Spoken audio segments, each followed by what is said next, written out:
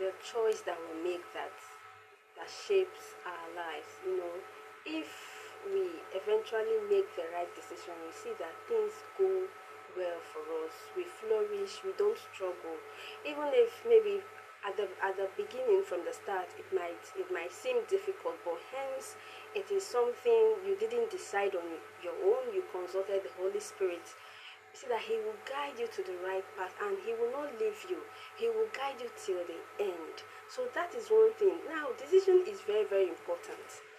And as believers, we can't just wake up one morning and start making decisions on our own without consulting the Holy Spirit, because the resultant effect, we might not like it. The end might not be what we want. Now, let me take the Bible character Daniel. Daniel is one person that took a bold decision. He made a choice not to eat from the king's table. He decided to stand firm with his God, because if he had done otherwise, it would have altered his relationship with God. But Daniel decided not to, because the food they actually offered to Daniel is enticing, it's good, it's something that can nourish his body, but he decided to be taking vegetables and water. The guards and everybody around thought that, before some weeks he will be so tiny, but they were surprised that Daniel flourished. Daniel looked healthy because God was involved. Now, the food they offer to, physically that food is looking fine, is looking nourishing, but it has a spiritual meaning. It's food offered to Babylonian idols, Yeah. which is unclean. If Daniel had taken that food, he would have altered his faith, his relationship with God. But Daniel proposed in his heart not to do that. And the end, in fact, God lifted him. He became president in a strange land. Whereas others derailed, other of his other children, the other children of others derailed. Yes, his brother, they derailed, but Daniel was. Do you know what it means to be president in a strange land? It can only be God. So our decisions matter.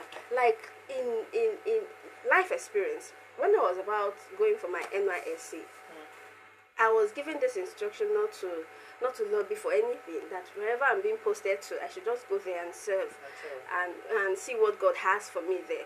So from camp, I was posted to a private school as a teacher. When I got there, I didn't like it.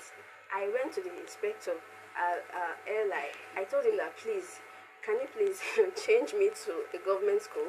He said, why? I said, so that I can partake of the state allowance that I'm to benefit at the end of my service here. He said, okay, that's a good idea. He now made out space for me in one of the government schools. You know, after some weeks, I rose again and went back to this man to please change me back to a private school. He said, why? I said, because I want to save.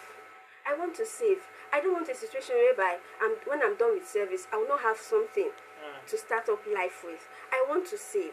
He said, let me see. If after much pleading, he said, okay, I've seen a school, you can go there. He transferred me to another private school. When I got there, just 1 month of my stay there, the proprietress came and said, please, he called the staff and said he wants to shut down the school. I said, why? He said, because parents are not paying school fees, that she doesn't have money to pay the staff, and it's really a burden in her, and she wouldn't want to owe anything, that she wants to shut down the school.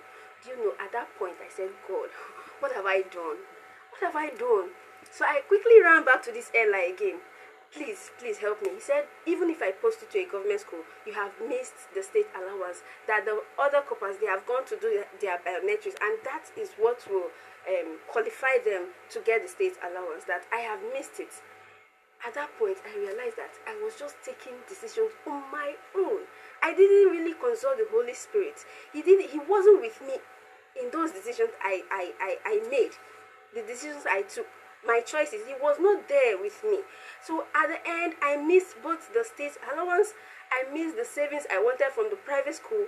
I came out with just federal allowance, and with that, I was not able to start up anything. At the end of my service here, I regretted my actions, I regretted my decisions. So, what am I trying to say? As believers, we don't make decisions on our... That's why Jesus Christ said, I will leave you a comforter. He is there to help us in everything, unless you don't call on him, unless you don't involve him.